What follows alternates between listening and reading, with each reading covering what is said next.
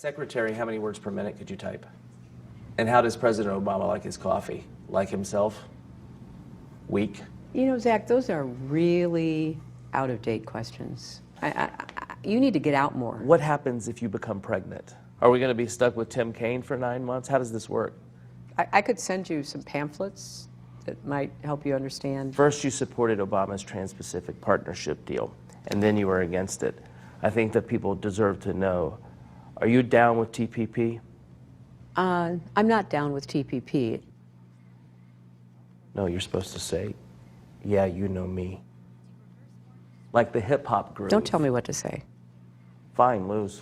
When he's elected president and Kid Rock becomes Secretary of State, are you going to move to Canada or one of the Arctics? I would stay in the United States. And what would you try to... Try to prevent him from destroying the United States. So you're going to lead the Civil War?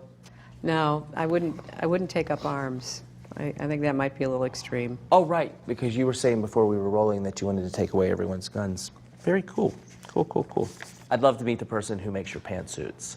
Oh, really? Yeah, because for Halloween, I wanted to go as a librarian from outer space. And she did this interview, you know, after bombings and while people are hunting down whites on the streets of Charlotte. You know, what's more important? Don't forget, the day after the bombings, she went on with Jimmy Fallon. You know, priorities. She is Hillary Clinton. Okay, ladies and gentlemen, this is Gimme 5. Benjamin Netanyahu.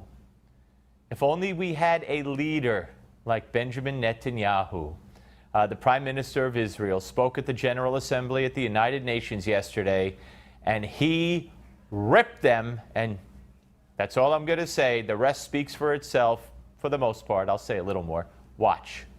Ladies and gentlemen, the UN, begun as a moral force, has become a moral farce. So when it comes to Israel at the UN, you'd probably think nothing will ever change, right? Well, think again. You see, everything will change, and a lot sooner than you think. That's because he says more and more countries around the world are having relations with Israel and supporting Israel, and to an extent that is very true. And then he goes on to be specific about the joke, the pathetic, dangerous joke that is the UN. And what about the joke called the UN Human Rights Council, which each year condemns Israel more than all the countries of the world combined? As women are being systematically raped, murdered, sold into slavery across the world, which is the only country that the UN's Commission on Women chose to condemn this year? Yep, you guessed it, Israel. Of course, the only country in this world with women being treated like garbage and dirt and, as he said, enslaved, raped systematically, Israel gets condemned by this sham organization. Here's more. Israel, where women fly fighter jets, lead major corporations, head universities, preside twice over the Supreme Court, and have served as Speaker of the Knesset and Prime Minister.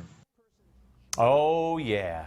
And then, you know what? That's why when I was a kid, I actually trick-or-treated for UNICEF, like an idiot kid, because I didn't know any better. He doesn't mention UNICEF specifically here, but I wouldn't trick-or-treat or give a dime to anything the United Nations does. Not a penny, not a dime, not anything. Here, you like UNESCO? You want to hear about UNESCO next? Go. And this circus continues at UNESCO. UNESCO, the UN body charged with preserving world heritage. Now, this is hard to believe, but UNESCO just denied the 4,000-year connection between the Jewish people and its holiest site, the Temple Mount. That's just as absurd as denying the connection between the Great Wall of China and China would be the completion of that cut. Denying the connection between the Great Wall of China and China. Okay, which is what he said. Sorry about that. All right, and then, you know, I've said all along on the way out the door, Obama's going to screw him at the Security Council. Here's what he says. I know there's talk about ganging up on Israel at the UN later this year. Given its history of hostility towards the UN, or towards Israel rather, does anyone really believe that Israel will let the UN determine our security and our vital national interests?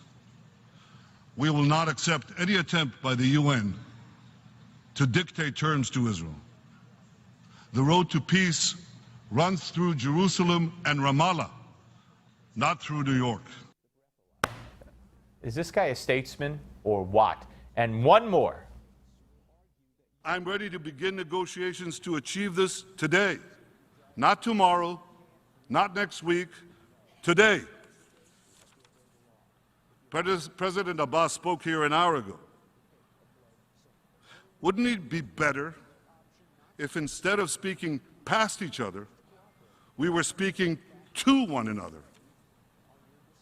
President Abbas, instead of railing against Israel at the United Nations in New York, I invite you to speak to the Israeli people at the Knesset in Jerusalem.